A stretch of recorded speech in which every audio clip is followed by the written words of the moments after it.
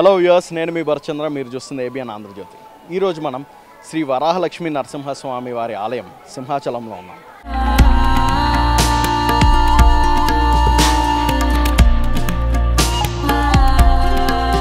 ఇక్కడ జరిగే నిత్య అన్నదాన ప్రసాదం గురించి మీకు ఈరోజు చూపించబోతున్నాను మన ఏబిఎన్లో.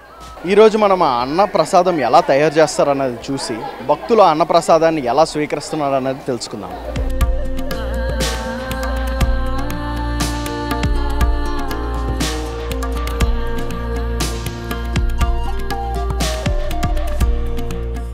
సుమారు 6 గంటలకల్లా పొద్దున్నే స్వామివారికి పూజ చేసి నిష్ఠతో ఈరోజు వంటలో ఉపయోగించే కాయగూరలను ఒక్కరోజు ముందస్తుగానే దగ్గరలో ఉన్న రైతుల నుంచి సేకరిస్తారు. అలా సేకరించిన కాయగూరలను నీళ్లతో కడిగి శుభ్రం చేసి పుచ్చులు పనికిరాని వాటిని తీసివేసి కటింగ్ ప్రాసెస్ను ప్రారంభిస్తారు.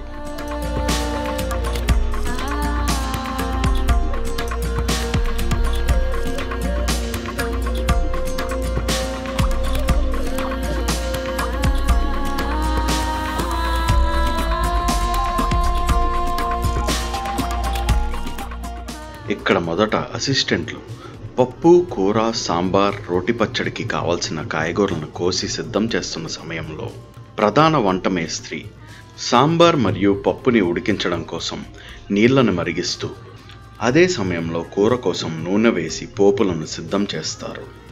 అలానే రేపటికి కావలసిన పెరుగు కోసం ఇవాళ వచ్చిన పాలను కూడా మరిగిస్తారు. ఇలా పప్పు, కూర వండుతున్న సమయంలోనే వేరే పొయ్యి మీద రోటి పచ్చడికి కావాల్సిన కాయగూరలను కూడా ఉడకబెడతారు. పచ్చడి చేస్తున్నారా దీంతో? పచ్చడి అండి సారు. రోజు దొండకాయనమ్మా, ఇంకా వేరే ఏమైనా చేస్తారా? క్యాబేజ్ చేస్తారండి, క్యాబేజ్, ఆనపకాయలు చేస్తారండి పచ్చడి, ఆనపకాయ, ఇంకా కందిపప్పు చేస్తారండి. కందిపప్పుతో పచ్చడా? కందిపప్పు చేస్తారు, శనగపప్పు, కొబ్బరి కూర కలిపి మళ్ళీ పచ్చడి చేస్తారు. Okay okay.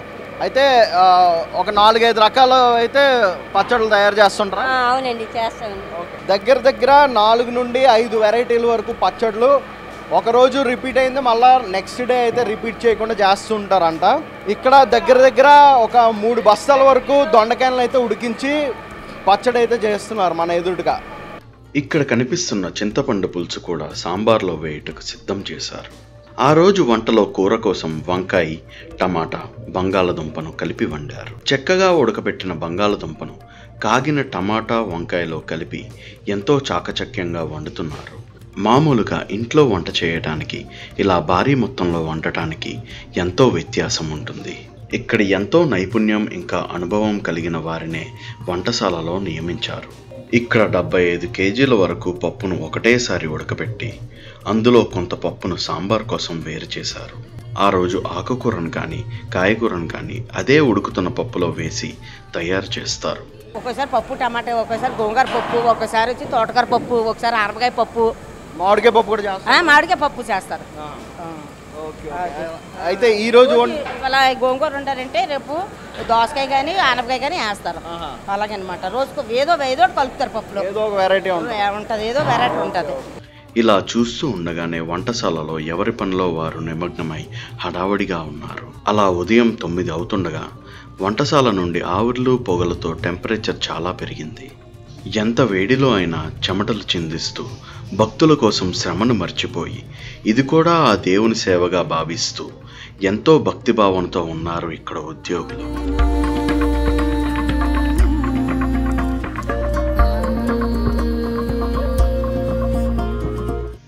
పప్పు, కూర, పచ్చడి సిద్ధమయ్యేలోపు స్టోరేజ్లో ఉన్న బియ్యం మూటలను తీసి కడిగి శుభ్రం చేసి ముందుగా మరిగించిన నీళ్ళల్లో ఆ కడిగిన బియ్యాన్ని వేసి ఉడికిస్తారు. సో ఇక్కడే మన పక్కనే అన్నం అయితే వండుతున్నారు. విజయ్ గారు, సుమారుగా ఎన్ని కిలోల బియ్యం వండుతారండి? ఇది 50 కేజీలు. 50 కేజీలు ఒకసారి వేసిన దానిక? ఒకసారి వేసింది. ఒక వాయిలో 50 కేజీలు వండుతారు. సుమారుగా ఈరోజు శనివారం ఎంతమంది వరకు భక్తులు వస్తారండి? 5,000 నుంచి 6,000 దాకా వస్తారు. 5,000 నుండి 6,000 మంది భక్తుల వరకు వండుతారు.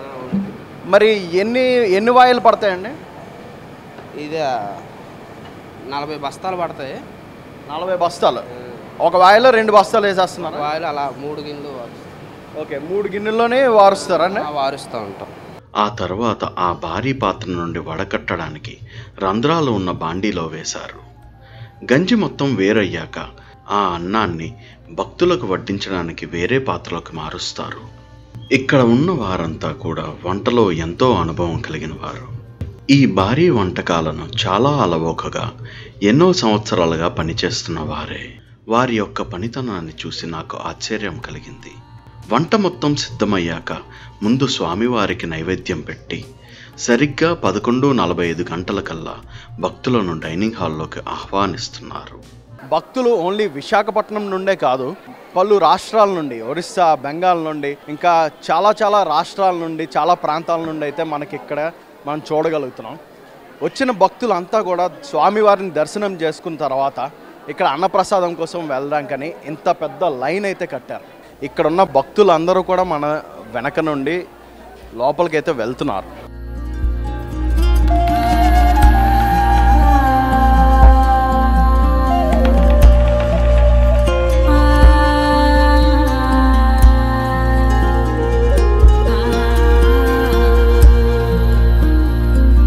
ఒకటే కౌంటర్ ఉంటే భక్తులకు కొంచెం ఇబ్బంది కలుగుతుంది కనుక 2 కౌంటర్లు అయితే ఇక్కడ పెట్టడం జరుగుతుంది. ఇక్కడ మనకి అన్నం, పప్పు, ఒక కర్రీ అండ్ పచ్చడి కూడా వేస్తున్నారు.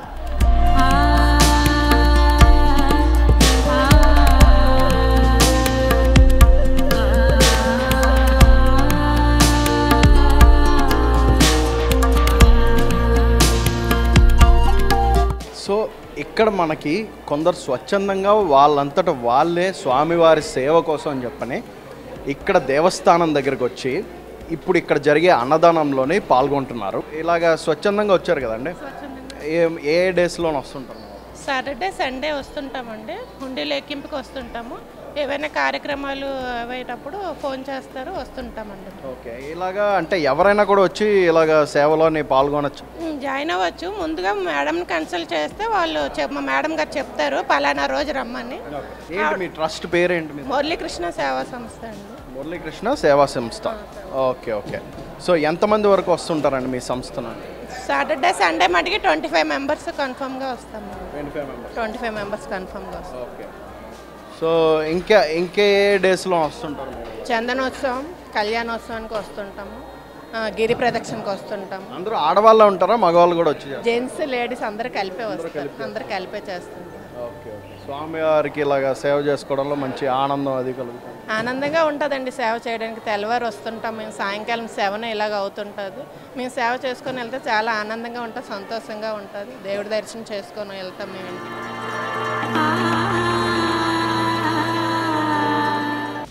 శనివారం, ఆదివారం మరి ఏదైనా పబ్లిక్ హాలిడేలో భక్తుల రద్దీ ఎక్కువగా ఉండడం వలన బఫే సిస్టమ్ను పాటిస్తారు.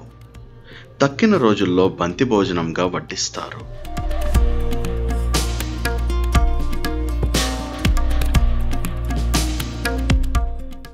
అమ్మ, ఎక్కడి నుండి వచ్చారు మీరు?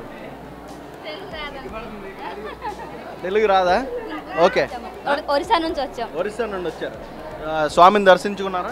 చూసాము. ఓకే. అన్నప్రసాదం తింటున్నారు కదా, ఎలా ఉంది మీకు? చాలా బాగుంది. ఎంతమంది వచ్చారు మీ ఇంటి నుండి? 5 మంది వచ్చాము. 5 మంది వచ్చారు. 2 పిల్లలు. 2 పిల్లలు.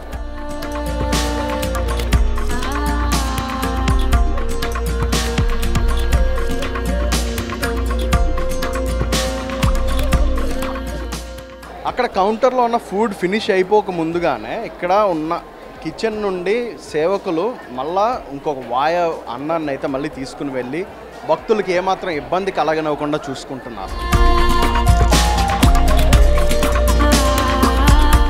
మనం దేవుణ్ణి దర్శించుకోవడానికి వెళ్తున్న టైంలోనే మార్నింగ్ నుండి ఏమీ తినకుండా ఉపవాసంలో నుండి భక్తి శ్రద్ధలతోటి దేవుణ్ణి దర్శించుకున్న తర్వాత ఇప్పుడు ఇదే లైన్లో నుండి మనం అన్నప్రసాదం తీసుకుంటూ దాని తర్వాత ఇంటికి వెళ్తే నిజంగా ఆ దేవుడి దీవెనలు ఎప్పుడూ మనతోనే ఉంటాయి.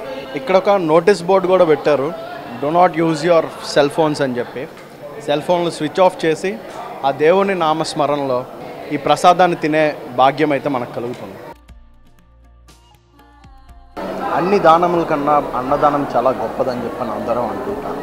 అలాంటి అన్నదానం మనం ఈ దేవస్థానం ప్రాంగణంలోనే దేవుణ్ణి దర్శించుకున్న తర్వాత ఆయన నామస్మరణలోని మనం ఈ అన్నప్రసాదాన్ని మనం తింటే ఎంతో పుణ్యం కలుగుతుందని చెప్పని చాలామంది అనుకుంటారు.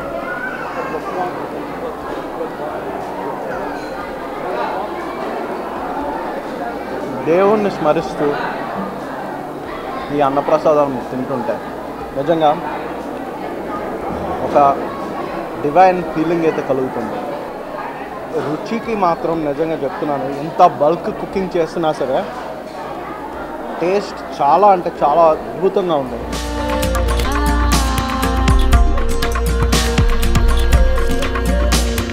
అన్నప్రసాదం తినిన తర్వాత బయటకు వచ్చే దారిలోనే స్వామివారి నిత్య అన్నప్రసాదంకి మనం ఏమైనా విరాళాలు సమర్పించుకోలేని అనుకుంటే ఇక్కడ స్పెషల్గా ఒక కౌంటర్ కూడా పెట్టారు.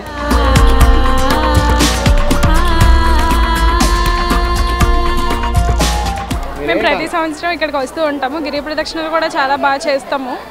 గిరి ప్రదక్షిణలు కూడా చాలామంది అన్నదానాలు అవి చేస్తూ ఉంటారు. గిరి ప్రదక్షిణలు చేస్తున్నప్పుడు మేము గిరి ప్రదక్షిణలు చేసిన తర్వాత సింహాచలాన్ని దర్శనం చేసుకోలేదని ఈరోజు వచ్చాము. దర్శనానికి చాలా బాగా అయింది. దేవుని చూడగానే చాలా ప్రశాంతత కలుగుతుంది. అన్నప్రసాదం కూడా చాలా బాగుంది. అన్నీ సమకూలంగా ఉన్నాయి. లైన్లో కూడా చాలామంది లైన్లో పెట్టడం అది పద్ధతి చాలా బాగుంది.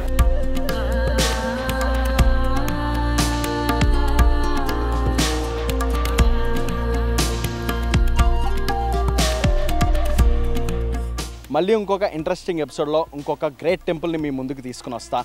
Until then stay tuned to ABN Andhrajyothi. నేను మీ భరత్ చంద్ర, సైనింగ్ ఆఫ్.